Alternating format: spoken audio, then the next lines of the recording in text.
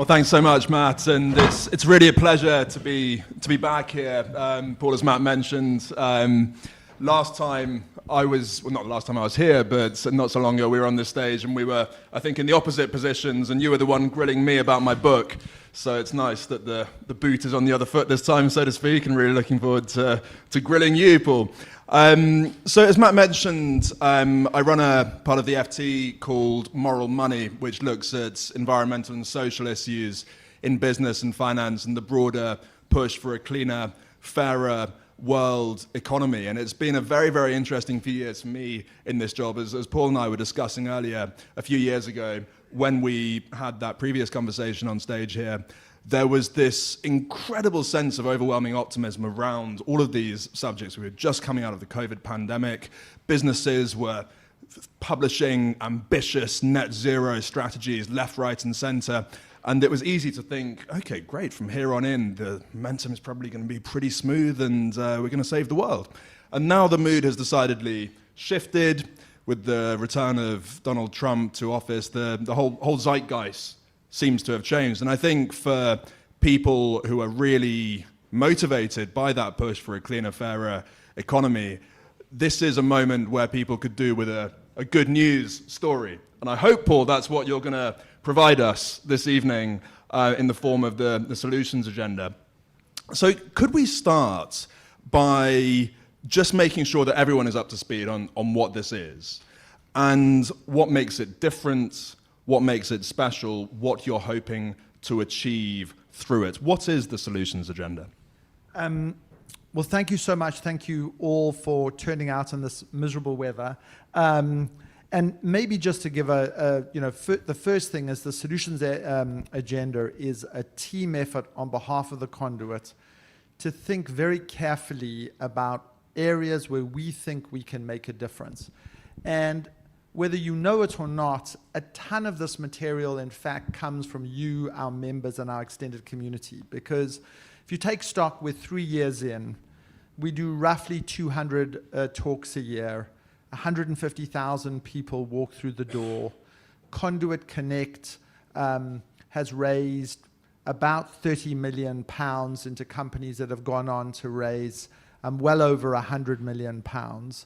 And so we're beginning to show that a community which galvanizes around ideas can forge solutions, can act. But we've had a sort of passive approach to change, which is build it and they will come. Sprinkle a really amazing group of people with good ideas. They will self-organize. They'll meet each other in the bar, in the Ubuntu Lounge on the 5th floor, and they'll do good things and they'll make meaningful connections. And so what we decided to do, maybe 6 months ago, is double down on our convening power and say, actually, if we take these 7 areas and hold major conferences in these areas, program in them consistently, hold dinners, hold convenings, seek where appropriate to raise capital, where we think there's a real solution, but we're sort of not entirely sure exactly what it is, we'll convene people with enormous expertise and fine-tune the ideas. And then we'll hold ourselves accountable at the end of the year and say, did that galvanization, did that more conscious engineering of serendipity lead to something more substantial? And then we chose 7 areas where you as the community kept saying to us, we're interested in these things, where we found pockets of expertise or capital or policy-making chops, and where we think we can actually advance the ball. And so that's exactly what we're going to do. Okay, so let's talk about those 7 areas. And there's one of them which I'm really pleased to see high up there.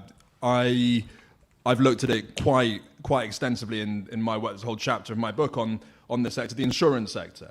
And it's not necessarily the first thing that everyone necessarily thinks about when they think about the need for climate action and for really serious innovation in response to climate change. But as we've seen most recently with these terrible fires in Los Angeles, this is becoming a more and more topical one. Could you talk us through why this is so high on your agenda and how you're planning to address it?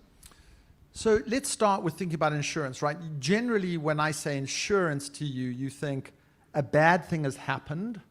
I'm now going to get some measure of compensation, probably later than I'd like and less than I would want. And it generally is an experience that is sort of suboptimal. But if you think about insurance in a different way, insurers know when bad things happen, where they happen, and often how they happen and what causes them. And insurance in its most perfect incarnation would be a force for prevention, adaptation, and resilience. It would say, we know bad things are going to happen. We have models where we can extrapolate that they will happen. And instead of paying out after the fact, we are going to take the steps to ensure that the bad things don't happen at all. And so that when you think of insurance recast, you would say, this is the industry that makes bad things not happen and prevents. Now let's just kind of go to the facts and how this sort of idea and initiative evolved. Firstly, there's $23 trillion of risk to the global economy over the next 25 years as a result of climate change. $320 billion in catastrophic weather events last year. 20 to 25 out of LA alone. In the first fortnight in the United States, 20% of what last year's damage occurred just in one city. And as fires are to the United States, floods are to the UK. By 2050, 1 in 4 homes are potentially at flood risk in the UK. And so we kept on having this theme come up at time and time and time again in the community. And we were sitting at an event hosted by one of our partners, the National Trust, and they were talking about a remarkable piece of rewilding and wetland establishment in Somerset. And at the end of that initiative, the person who had established this wetland said there are 5 or 6 benefits of this wetland. Firstly, it cost £600,000, and if they'd got a speedier regulatory process, it would have cost £300,000. So not massive amounts of money. And there are 6 advantages. They're carbon sinks, they produce net biodiversity gain, they improve the water quality, they take nutrients out of the water that can be harmful. They can be sites of ecotourism or other forms of community benefit. And most fundamentally of all, they can help stop or prevent flooding. And not only can they help prevent flooding, they can also be sponges that release water during dry periods and can in fact be part of a solution against fires. So now imagine if you could use Google, another one of our partners, to use its AI-powered predictive flooding algorithms to say, with greater accuracy than ever before, where are the places that are most likely to flood? And then you could cobble together a coalition of the most forward-minded progressive landowners in the United Kingdom. The National Trust, the Crown Estate, the Church of England, the Royal Society for the Protection of Birds, the list goes on. And you could find the areas on a map where it would be propitious to build wetlands as a flood prevention technique, and you would get all the eco-benefits that would come with them that I've just listed. And then what you could do is you could go to the Environmental Agency and flood re. So the Environmental Agency spends hundreds of millions of pounds every year on hard flood prevention, dams and walls, but very little on natural flood management, NFM, a really important thing that wetlands could do. And you could allocate a percentage of the Environmental Agency's budget to NFN, to natural flood management, and then Flood Re, sitting on roughly £900 million, a reinsurer, which has, through a tax mechanism, accumulated more money than it's paid out because it's reinsured the last risk, open parentheses. With the floods and the fires that are occurring throughout the world, insurers are withdrawing from markets. And the payouts and the risks of catastrophic climate damage are becoming socialized. We as taxpayers are the underwriters of last resort. So there is a plausible scenario where a global financial crisis is triggered by insurers withdrawing from the housing market. houses being marked to zero, and that triggering defaults under people's mortgages, and banks being left with the can. And when banks get left holding the baby, they just give you the baby. And that's a problem for all of us. So there's a bad set of negative feedback loops that could occur, but you could flip that on its head, and you could say progressive landowners, predictive analytics, wetlands being built, and then you could have it financed by a combination of banks and a set of insurance companies who would have an interest for a bunch of different reasons. So Barclays, for example, Nick Stace, a dear friend who heads a lot of the bank's sustainability agenda, they bank a lot of farmers in the UK. And they are very interested in their commitment to get to net zero and to commit £1 trillion towards that endeavor. They might be incentivized to finance some of this. You might have a coalition of insurance companies, Aviva, Zurich, Howden, progressive, thoughtful insurers who might be incentivized to do that. And then what we've just got to do is count the carbon, count the net biodiversity gained, and then create financing mechanisms to flow money from the insurance industry into a more systematic effort to build wetlands. And then I'm going to end with this. There are also pools of capital that the insurance industry is sitting on as a whole, because they are obliged for regulatory reasons to hold capital against their exposure. And with a few benign tweaks to that regulatory regime, you could imagine that instead of investing that in just stocks and bonds, cautiously and conservatively as appropriate, they might be able to allocate a small fraction of that into the preventive agenda that we've set out below, if you can evidence that that in fact helps prevent flooding, forestalling a loss of life and catastrophic property damage, and then you get all the environmental co-benefits. So it's like a miracle in a bottle if you can get this right. And so what we're going to do is hold a major conference in March 13th, supported by Howden and by Zurich and by others, where we're going to bring together all these different actors to think carefully about this. And let's take the Crown Estate, for example. Partnership with the Crown Estate. The Crown Estate has a commitment to get to net zero on its rural properties. So in some ways, the Crown Estate is potentially committed and incentivized and interested in funding wetlands in order to derive the carbon credits that could come from those wetlands if we could properly count them. And you could get this really benevolent circular effect of taking the Crown Estate and advising them where they might be built, which would have not just a carbon yield, but a flood prevention yield. Thanks so much, Paul. I think you've given us a really good overview of why it does actually make sense to start with insurance in this series. It's, as you say, it's not something we necessarily spend a lot of time in our day-to-day lives thinking about, but it underpins the successful working of the modern economy, of the housing market, the wider financial markets in a very profound way.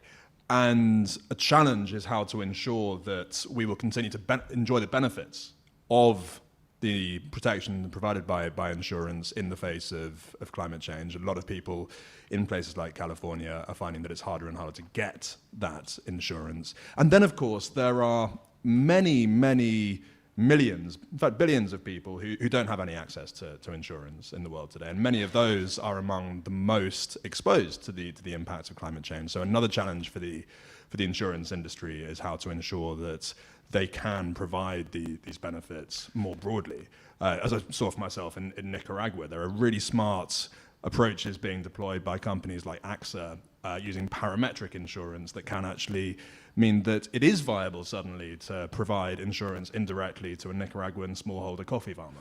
Yeah, example. I mean, they're just like three sprinkling of ideas. Flooding is the most obvious and immediate thing that will emerge from our conference and what we want to work on. But the list is potentially endless, and why I think this is such an interesting and fertile terrain of activity. So parametric insurance, you know, you can have, and insurance policies are currently being written that when it goes above 40 degrees centigrade, workers in factories can lay down their tools and stop working, and you can write an insurance policy that will pay them and or the company to predict the avoided losses, but also deal with the health and safety of workers.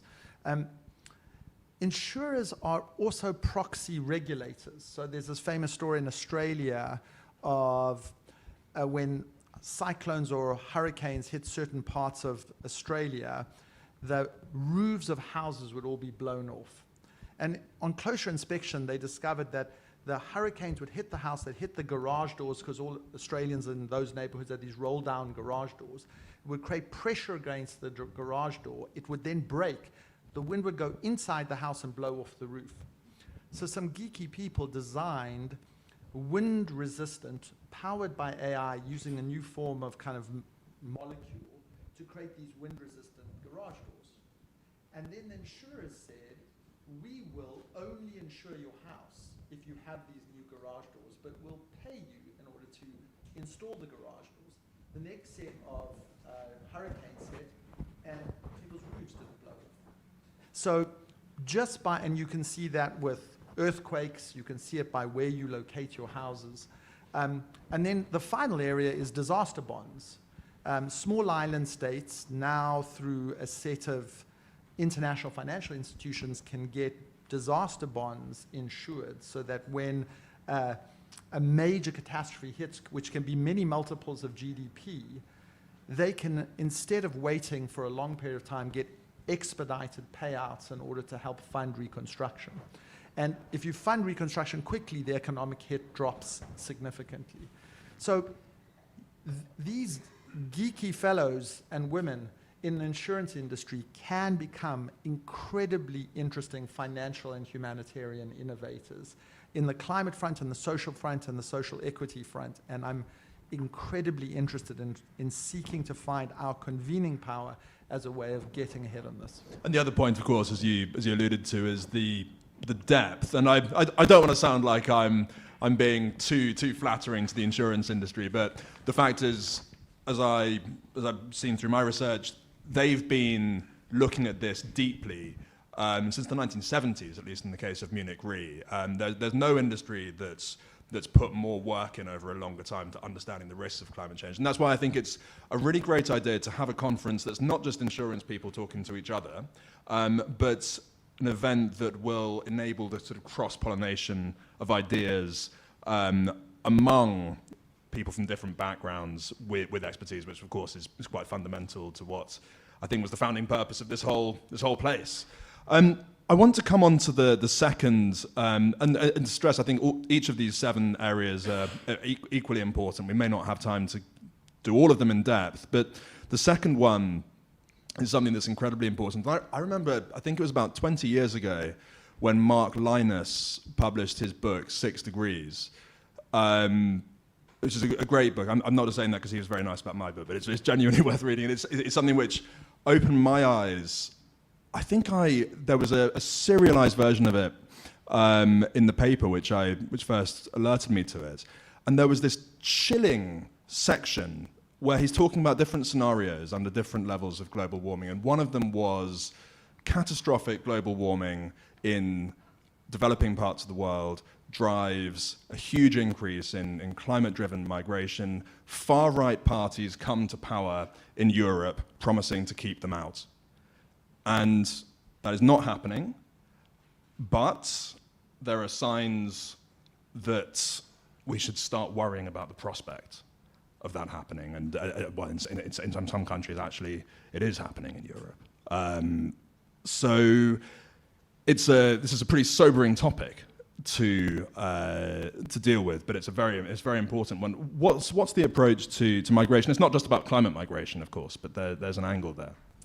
So right from the very beginning, we've held 2 major conferences on refugee solutions, trying to take refugees, which are often objects of either pity or scorn or demonization, and put them in their proper place, which is they are enormous assets to societies in which they arrive. We have a set of humanitarian obligations towards refugees, but we also, it's in our own enlightened self-interest to take refugees. And so what we're going to do in our second solutions area is work on and co-author with our community and a range of stakeholders something that we call the Migrant Manifesto. And let me set out why we're going to do that. So I think it's not an exaggeration to say one of the core political challenges of our time is that a xenophobic, populist, right-wing agenda has weaponized immigration to its electoral advantage. And whether it's Trump, Meloni in Italy, Le Pen in France, the AfD in Germany, the Freedom Party in Austria, Geert Wilders in the Netherlands, and if you want to follow the polls in this country, the most recent set of polls, now polls can be deeply contested, but the most recent set of polls have said Labour has got 27%, Reform has got 24%, and the Conservatives have 23%. There is a not entirely fantastical scenario, if you extrapolate forward, that Reform could win the next general election on a first-past-the-post system that obtains in this country. Now, what comes with anti-immigrant xenophobic politics is also anti-climate politics, and often also an anti-democratic agenda that begins to deconstruct the protections that we have in democracies and some core aspects of the rule of law. So it's like a threefer if that becomes the ascendant political movement of our time. And I think those people who are sort of worthy objectors to this trend have had three responses. The first response is to say, these people are just racist. Now, firstly, I think that's deeply ineffective towards the political parties. They don't care. And it's deeply offensive to people who vote for them, because what they say is, well, you're a sneering cosmopolitan elite who don't understand our life experience. And one of the reasons why we're voting and the reason we do is that we feel that we've been marginalized, humiliated, and left behind. And these parties channel their sense of anger and rage and do a very effective piece of political jiu-jitsu. They take people's sense of alienation, having been left behind, and they say, look, these people who are coming across the border who are often brown are responsible for it. And so that's the first thing. To call these people racist is ineffective and offensive. The second strategy is to try and out-tough them. So Kamala Harris went to the border many times during the US election and said, I am just as tough as Donald Trump on this question. Look what we in the Biden administration have done. And Keir Starmer, who I admire in many respects, went to Giorgia Meloni in Italy and said, tell me how we deal with these small boats. I'd like to get your advice on how we deal with that. The thing about that strategy is you can't out-demagogue a demagogue.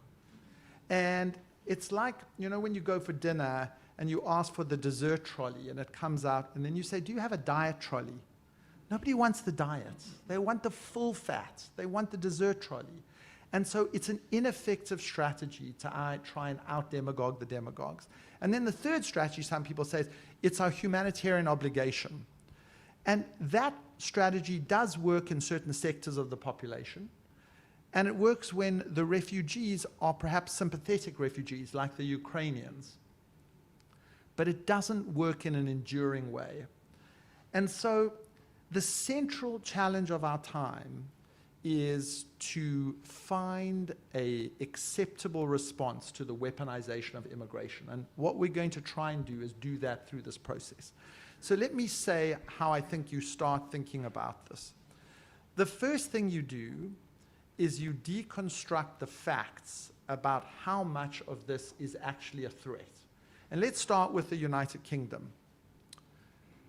Somebody just call out, how many people do you think arrive in the UK in small boats every day, on average last year? Pick a number. 1,000? No. 200. 200's closer. 50 a bit higher. 100. 100 people.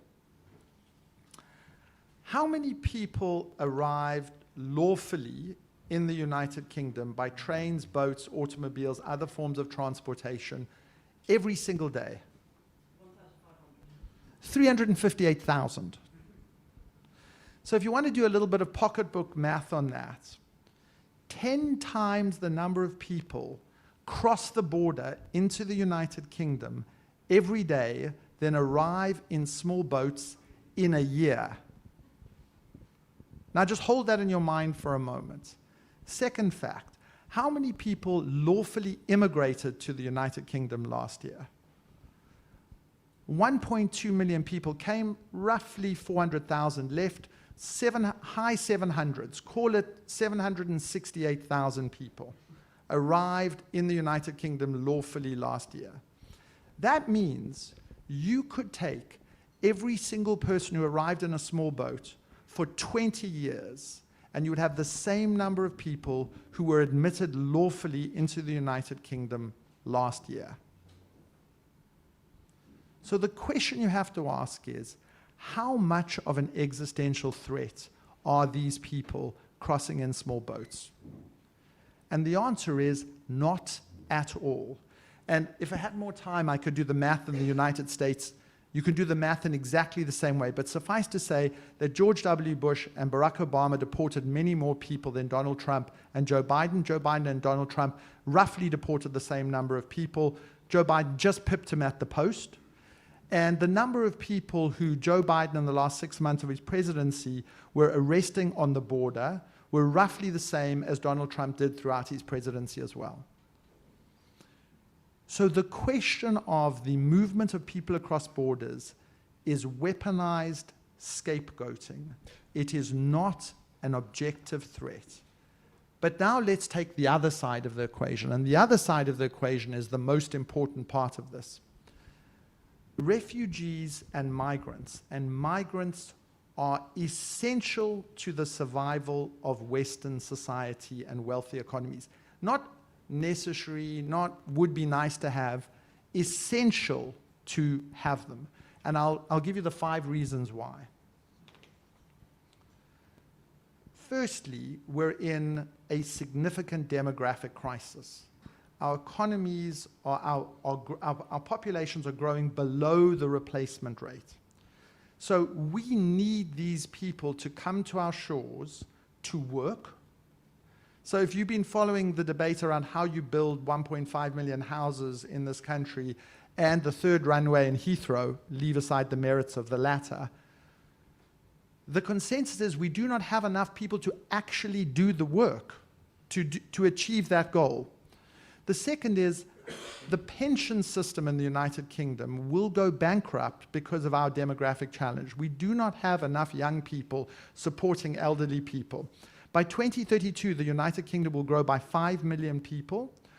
All 5 million are going to come from immigration, not from population. And we're going to be net zero on population because our birth rates and our death rates are roughly the same. But the bad news is because people are living longer. So we have more and more. We are a rapidly aging population. Thirdly, we need people to look after these aging populations. The number of people in an elderly care is going to increase exponentially, and we need an influx of people to do that, but also to pick fruit, work on farms, be in the hospitality industry. Fourthly, migrants are 3 times more likely to innovate and create new jobs. And finally, our common humanity demands that when some people are facing existential risks, we take in a manageable amount of them and give them comfort, because there, by the grace of God, goes us. It could be us, but it's also an essential affirmation of what it is to be human. So these are 5 essential reasons why migrants are necessary and important. And then I'm just going to quickly give you 5 reasons, 5 lies that are consistently told, because these lies need to be rebutted in the public agenda. Firstly, migrants are scroungers who don't contribute. Migrants pay more taxes than they take from social services, empirically demonstrated. Migrants steal jobs and lower the wages of locals. Migrants increase wages, raising growth by consuming products and creating jobs. Migrants are criminals who increase the risk of terror Migrants are more law-abiding than the local population, and the risk of terror from migrants is no greater than locals. And migrants contribute to the brain drain and perpetuate poverty. The opposite is the case. $1 trillion a year is returned to the home countries of migrants through remittances. So there are a pack of lies that are told in relation to migrants, and there are a set of benefits that are underreported. And yet, we find ourselves incapable of winning this argument. So could I ask how the solutions agenda is intended to help this? 'Cause as you said, this is, in some respects, a toxic period of misleading arguments that are made, of disinformation, distorted information. I suppose the need is for a different sort of conversation. Correct. That will be on firmer ground with more constructive and honest purposes in mind. But how would you go about it? Okay, so there's 6 things I think we're going to try and do. The first is we're going to we're going to publish a manifesto through a consultative process with a key set of stakeholders within the Conduit community and outside, which is going to do 6 things. It's going to list, highlight with facts, and consistently make the facts of why migrants are essential. 2, it's going to debunk all the manifest untruths in relation to migrants. 3, it's going to tackle firmly the question of unlawful border crossings. And it's going to say no reasonable country can just throw open its borders. It's not to say the small boats question is not a question of concern, as in what's occurring on the southern border in the US. But this is a policing matter. It's not a crisis. It can be managed. It has been managed. And it needs to be dealt with in a thoughtful, non-hysterical way that doesn't scapegoat these people, because we can demonstrate we can manage it. 4thly, we're going to say, therefore, let's have a deep and proper conversation about a holistic immigration policy. What is a policy that will benefit us and treat migrants fairly, and will assort all our needs as a society against what migrants can bring, and seek to maximize the yield that we can get and that migrants can get too? 4thly, how do we create a reasonable, non-fear-based asylum policy that assumes a reasonable set of burdens and shares those burdens with other countries? And then finally, get a set of key actors in the media world, in the corporate world, in the political world, and in the cultural world to continue to make these arguments and adopt the manifesto, and to persuade political parties in this country and beyond that you will always lose if you try and out-demagogue the demagogues. What you have to do is say, I reject your premise. You have it entirely wrong. We have the facts, you don't. We're going to have a rational, fact-based argument with you, and we're going to move the agenda onto our terrain from their terrain. And I think this is essential to the defending of modern, open democracies, of climate policies, and of more decent societies. And it's beyond time that we stop letting demagogues win on this point. Well, I think there's a big case for a pooling of ideas around this. I think whatever's being tried at the moment is clearly enjoying limited success. If we look at the way that the popular discourse is going, the polling numbers for far-right parties in this country and others. So I think having a forum for exchanging of ideas and that cross-pollination that we talked about could be very promising.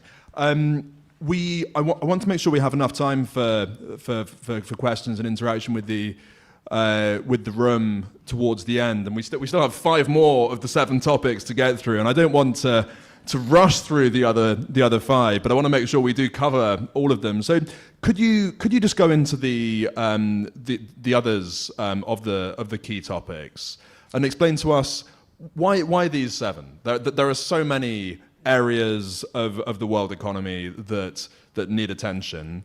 You can't choose all of them, so you've chosen these 7. Why these 7? What do they have in common? What sets them apart from each other? And let's make sure that everyone knows what each of them is. Okay, so we try to sort of show the interconnections, and every time we have a conversation or a Q&A at the Conduit, there will always be somebody in the room say, well, you can't solve this without this. These are deeply interconnected, and I think that that's exactly right. So we've tried to work on areas where we have form, track record, and expertise of the community. So the next area we're going to do is some work on the just green transition and the green economy. We've held 2 significant conferences on this so far, and we'll do another one in November. And let me set out what the November conference is going to work on. And it's linked to the question of, to the immigration question. The one part of why xenophobic parties are achieving electoral success is because it is a fact that in the post-war years, and particularly in the last 30 years, our economies for the bottom 50% of people sorted by income have stagnated. And in some ways, they've slid back, and social mobility has declined. And the economies are both inequality has widened, but social mobility and a sense of unfairness has taken root. And so one of the things that you have to do when you say immigrants are part of the solution, you will not succeed if you don't say, and here are a set of policies that I have that is going to make our economies fairer, less unequal, and give you a greater sense of opportunity. And one of the things that I think that particularly the sort of net zero world, which is a lot of people in the Conduit, gets wrong, in my opinion, is to say there is a magical paradise utopian world in which the path to net zero also simultaneously achieves economic equity, all in perfect synchronicity and at the same time, and come with me to that world. Because the problem with that is sometimes it's true, but sometimes it's not. And when we consistently make this claim, we render ourselves vulnerable to false promises, right? And so let's just sort of be rigorous about this for a moment.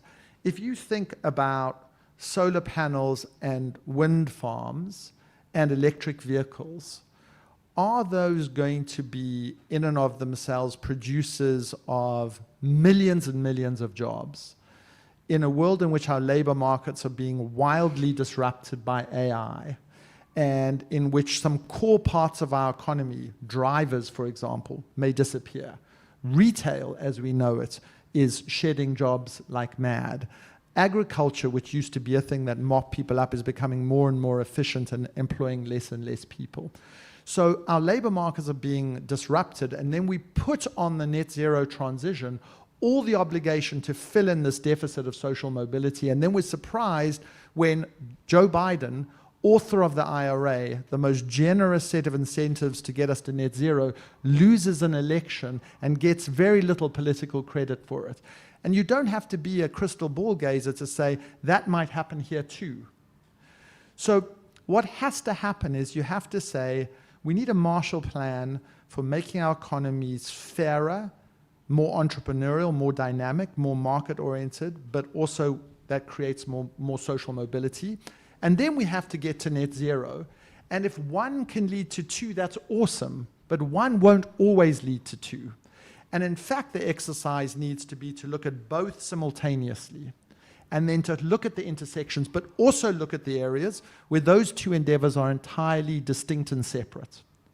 And I think conceptually that makes sense, and it's also part of the agenda of building a fair and decent society, not to engage in magical thinking that these 2 things can always be yoked together at the same time.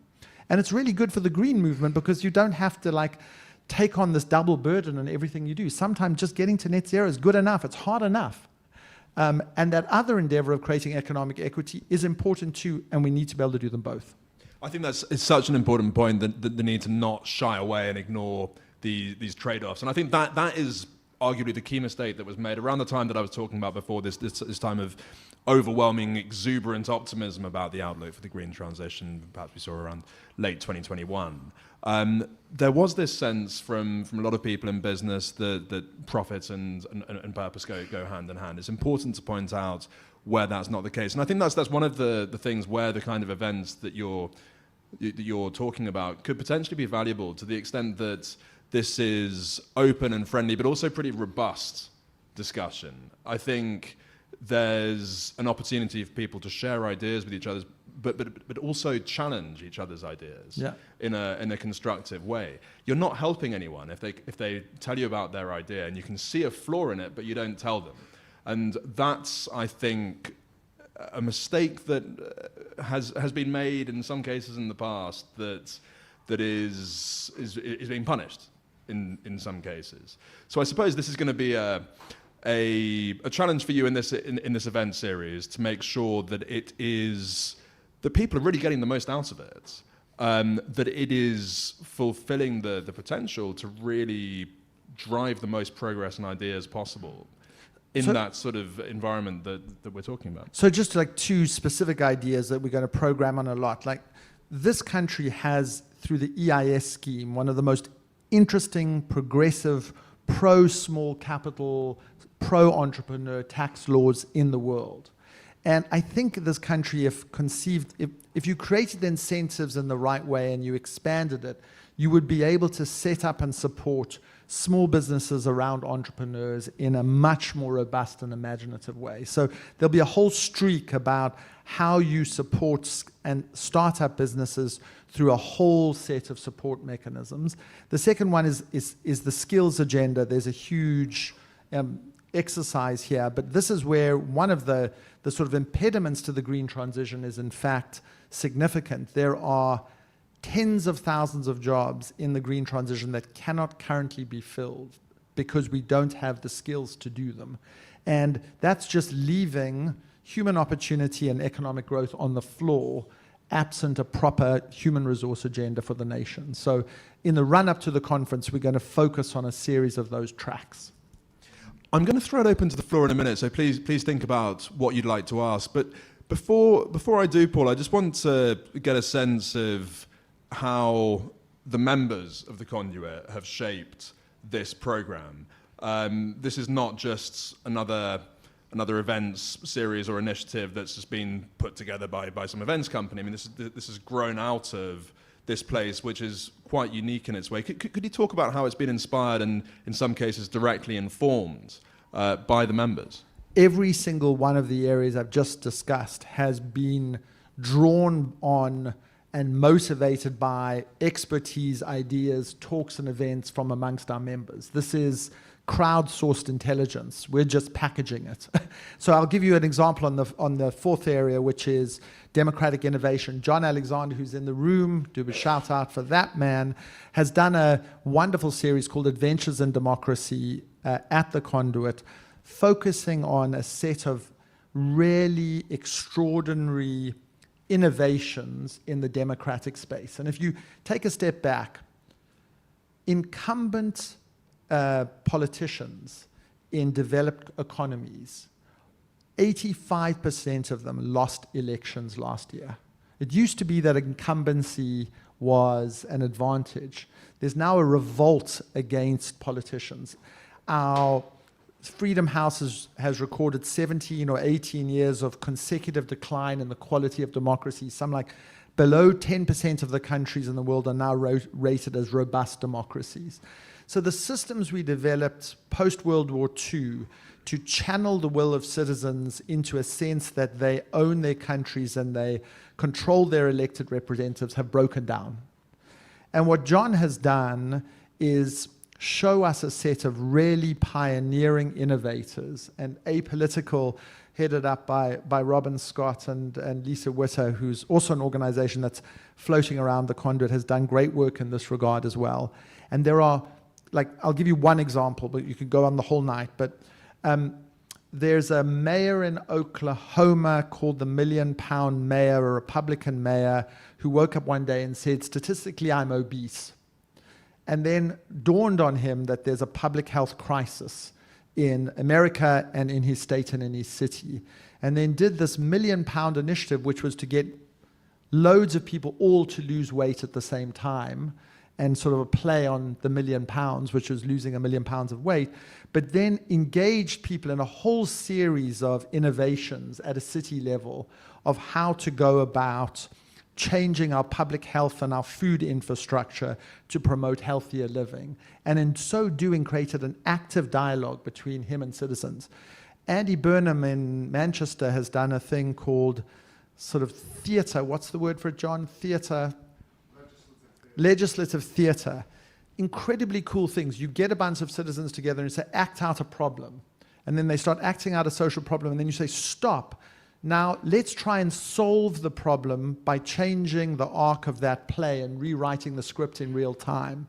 And then he's cast a series of plays around homelessness in Manchester, which led to 20 policies being adopted, which were crowdsourced in through citizens, and which sort of stopped this wall between citizens and those who purportedly govern on their behalf.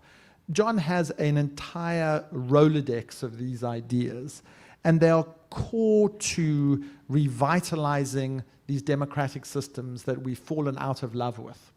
And I think what we're trying to do is bring that back through people like John, who have come from the community, who are keen to exhibit them, and for us to then to say to democratic leaders, why don't you try this? The role of voting once every 5 years and then feel as though power drains away from you the second you put your hand into the ballot box and you get it back 5 years later. That model is antiquated, and you understand why it makes people outraged. We can do much better, and we've got much better solutions in front of us if we look at them, innovate around them, replicate them, and adopt them. Thanks so much, Paul. Well, Paul's given you a lot to think about there, and you've clearly got a lot to look forward to as this agenda, this program takes shape over the coming months and beyond. This is your chance to grill Paul on the things that you've heard, to ask for further details or share ideas of your own. I think we'll take questions 2 at a time, so please just raise your hand if you'd like to ask one. We'll start. The microphone should be coming your way. Just down here, please. Well, first of all, as you said, a torrent of ideas and absolutely irrefutable in terms of all of the points that you made. I'm going to challenge you, though, Paul, because my challenge would be that we've said 2021, it was this massive enthusiasm.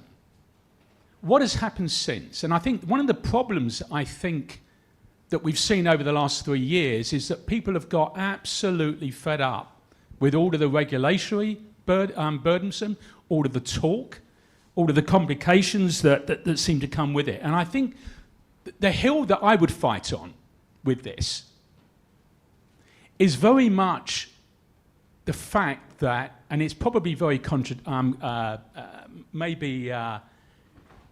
controversial, is that the vast majority of the population in this country don't give a damn about all of the things that you've talked about. I think, again, just to use an anecdote here, like probably many in the room, we were horrified with the Brexit vote. The Brexit vote happened with 73% turnout, with a lot of people who never voted before in their lives, because they were thinking about something that concerned them. My hill to fight on would be, rather than tackle the issues that I think absolutely Foursquare agree with you on with regard to the xenophobia and everything else, you're not going to change a lot of people's attitudes around that. That is deeply ingrained into poorly educated people from deprived backgrounds. The thing that will motivate people is what they stand to lose. Thank you.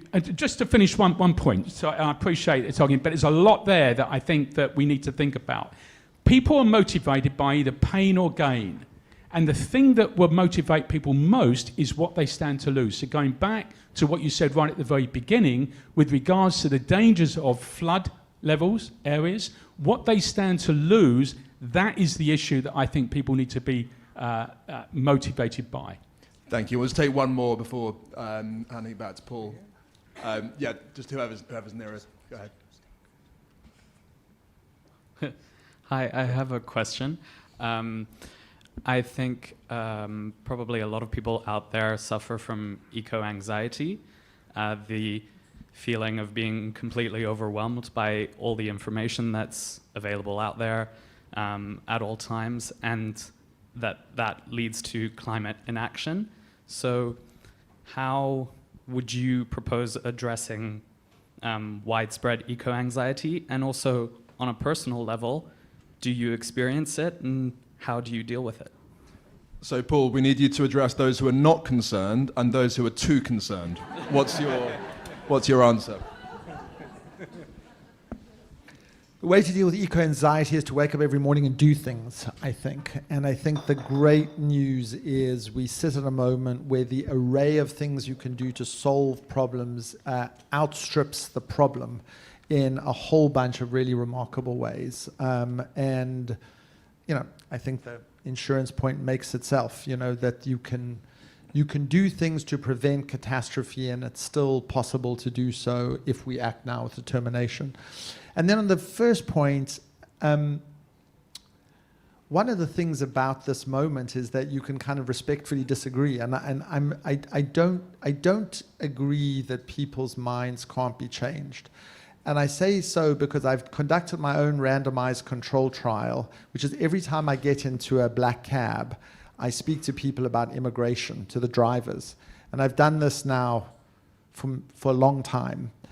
And if you engage people with strongly held anti-immigrant, pro-Brexit views, and you do so in an empathetic way, based on the facts, and agreeing to disagree, I think you can forge much greater areas of consensus than you think. And I come back to John's work on democratic innovation. The evidence is that if you bring people together in local communities and you give them problems that they seek to solve, you depoliticize, depolarize, and restore facts into situations that are lacking at the national rhetorical political level. And I think we need much, much more of that. And I'm hopeful if you did more of that, you would change hearts and minds in all directions. You know, I think, you know, well-intentioned lefties should move as well when they're presented with uncomfortable truths. So I think those moments of civic engagement are things which give me an enormous amount of hope. Yeah, engagement is the key rather than mutual demonization, I suppose. Next two questions, please. We've got one over here. Sorry, I can't see. Hi. Go ahead. Hello. I just want to challenge, as much as I approve the need to fight back on the basis of facts, the truth, right? I just want to challenge your positivity and optimism about the facts and the truth. As in, you know, I think we see that you can't really, at least I feel that you can't really debate on that much with a certain political right that is coming up. I mean, it seems to be they are actually happy to perhaps, you know, tell lies, and especially in consideration of where the facts are coming from and the debate around, you know, medias and, you know, the digital media and everything relating to that. As much, you know, how can we debate on the facts? You know, are we sure that we can be that we can have a proper conversation on that? In an age of alternative facts with Trump back in power. Yeah. Next question, please. Yeah. Hi, Paul. Thank you. Just on following up on this, I had the same question, which is we live in an era of mass misinformation, and the very essence of demagoguery is that we debate with someone and we present them with the facts and they don't care about them. So in the proposed solution, how do we go about fighting this very large number of people with whom you cannot debate because they mistrust where the information comes from, they mistrust what you're telling them, or perhaps they actually just don't care about these facts. So how do you fight against that? Because if you can't argue with facts, then that renders the solution inviable. Thank you. So there is no question that the architecture of our information systems presents a growing and alarming challenge for both the democratic process, but also an inherent part of human civility, right? We have become so polarized, and we have grooved ourselves into these kind of epistemic channels that we find ourselves very hard to extract ourselves from.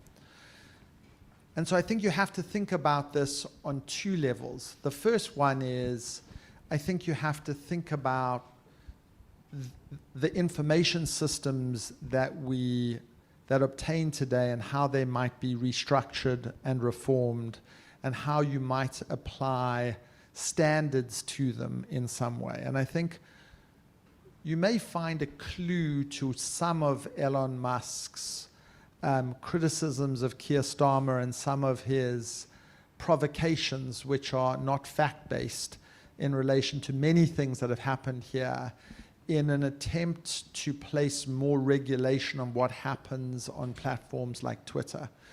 And I think we've got to a point that these platforms are so powerful and so important in the way they convey information that they need to be regulated in the way that we think about regulating broadcasters. And so we need simultaneously to apply standards to them and do the opposite of what Mark Zuckerberg has just done voluntarily, which is remove fact checkers, a more brazen and cynical thing I can't imagine. And so I think you need a regulatory agenda to apply greater standards. And then I think, and it comes back to my immigrant point, I reject the arguments that you can't win a fact-based argument. It's because we've given up and we've stopped and we conduct these arguments on other people's terrain. Some of the greatest political performers of our time, Barack Obama, Bill Clinton, moved people from one position to another by telling compelling stories and making lucid arguments. And if we give up on our ability to persuade people on facts and by making lucid arguments about the state of humanity, then we should go lie in the fetal position and give up. We can't do that. We're human, and we have agency and destiny. And I'm not being Panglossian of discounting these challenges. We fight on those challenges as well. We say that we don't accept that these systems can be set up in a way that they can allow for the propagation and dissemination of these lies in perpetuity with no accountability. We have laws that stop people doing this. We've just given these people free passes because they've amassed too much power and they've placed themselves in regulatory free zones. That's on us. That's on us. And we have to stop that and change that, and then the civil arguments will start returning to the public space. There's a path. It's not an easy path, but as I say, they don't call it a struggle for nothing. It's a struggle. We have to get down in the dirt and be in the struggle. As you say, Paul, the balance of information and disinformation may have been moving in the wrong direction, but there's no reason that has to continue indefinitely. Next two, please. Yeah, we've got time for two more questions. I encourage everybody to visit our Rucola restaurant on the 5th floor to continue the conversation after the talk. So we'll start over here. I need to reframe mine because I think we've kind of dipped into other territory. It was picking up on, I think there is something around, I agree with you, I'm an academic, I really like facts and I like logic. However, there's a lot of fear attached, an emotion attached to the feelings that people have around the misinformation. And I think we somehow need to get underneath that as well. And I don't think that you can win that just by fact. But what struck me in the earlier questions is that there's an assumption that you can impose rules and that changes behaviour. And I think that's deeply ingrained in our society. And I think it does work to a degree. But I think there's something else around our attachment to a rules-based and a punitive-based way of getting people to change their behaviour. And I think that we need to do a lot more thinking about how prevalent they are in our society and how we can reframe and twist those to our advantage in these kinds of conversations. And my interest is much more about peacemaking, conflict resolution. How can we harness, how can we give people the ability to have a conversation that allows us to hear what we don't want to hear? Thanks. Got one here. Hello, hello there. Just reflecting on that great moment of optimism I think the challenge was the capital then didn't flow.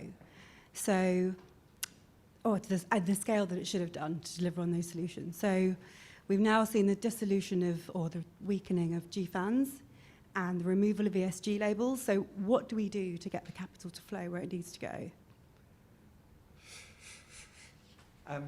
So you said a really interesting point about emotions and facts.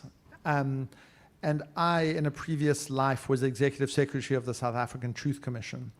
And we held hearings involving 24,000 victims in which people testified about their experiences, and often people who'd been tortured and had their most fundamental rights violated.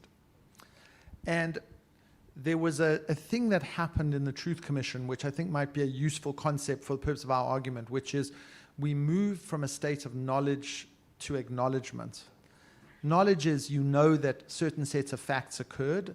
Acknowledgement has a moral valence to it. You know the fact occurred, but it also has a moral quality. So torture happened, but it was wrong, right?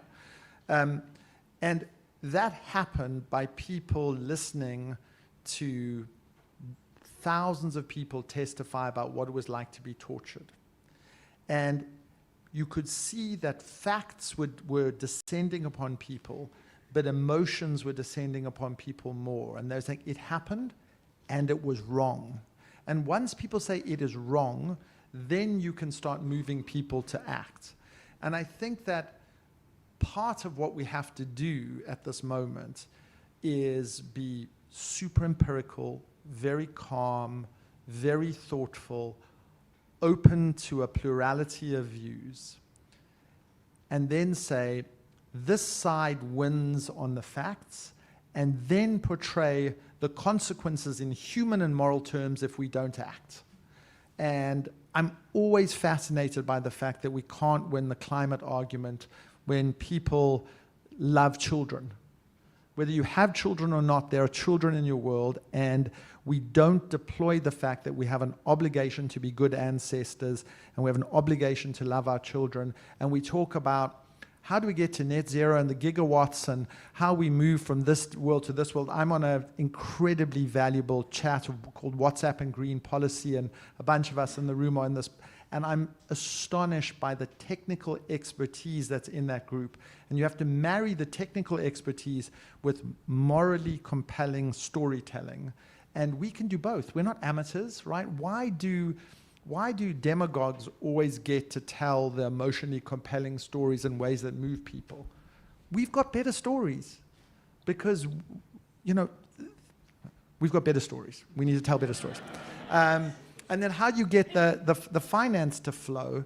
I've been depressed by the sort of pulling back and the resetting of agendas and the cravenness that you've seen in response to the US election. But the one good thing about capital is that it's sort of, with some caveats, amoral and profit-seeking. And I think the way that we get capital to flow is by articulating as many different innovative models as possible that will demonstrate to capital that there's a return to be made. And if there's a moral goal to be achieved where there's not quite an investment level return to be made, we can innovate in public policy and philanthropy and a whole bunch of other ways. But I don't think capital is the problem. I think the combination of innovation, public policy, civic action, making sure our states are not captured by harmful demagogues, but rather have custodians who think in the collective long-term interest of all of us. Those are the areas that, if we pay attention to that, capital will flow. It's the consequences of not paying attention to that that causes capital to act in its own amoral way because it's disincentivized to take the solutions that we offer. And I do think it comes back to us winning a set of really important core arguments. And I'll end with this. I think what the solutions agenda tries to do is sit on a three-legged stool. We need to have more inclusive, more fair economies. We need to revitalize faith in our democratic systems, and we have to get to net zero. And if we fall down on any one of those, things are going to be hard. And we have to be able to synchronize our efforts on those three things. And that's why I'm incredibly excited and grateful to be part of this community, because they're such smart, thoughtful, innovative people who work in each of those bubbles and in the Venn diagram intersections of those bubbles. And we will keep actively and proactively convening if you show up. And I want to end by saying, we sort of, in grandiose terms, called this the solutions agenda. It's really our sense that there's gold in those hills in solutions terms, and we're going to go dig them out together. And when we dig them out together, we're going to add greater sophistication and refinement to my sort of top-line thoughts tonight. They're top-line. We've got lots of detail that we'll work on together, and if you show up, we promise that we will convene around this and be more active in this space. Thanks so much, Paul. You've really given us a hell of a lot of food for thought there. It's great to see the Conduit thriving, but still more so to see that you continue to push the potential of what this thing that you've created can achieve. And I think, to the point raised in that final question, there have been setbacks, there have been problems, but it's important to recognize the progress that's been achieved. And something that I'm reminded of every time I come to the Conduit is how many people there are here and all around the world doing really serious, inspiring work on the most pressing issues that we face today. And it is making a difference on climate investment, to give just one part of this. Well, last year, actually, $2 trillion was invested in clean energy, a record, twice as much as was invested in fossil fuels. We're not on track for a good temperature rise, but it's a lot better than it was 20 years ago in terms of the trajectories. So progress is being made. It's not a zero-sum game. Every bit of progress makes a difference. And I think what can be really valuable is for that coming together of people with different ideas, different perspectives, to share their perspectives, get inspiration from each other in a really constructive setting. And clearly that's what you're setting out to do with the solutions agenda. I very much look forward to seeing how it develops. Thank you again, Paul, and thank you everyone for joining us this evening.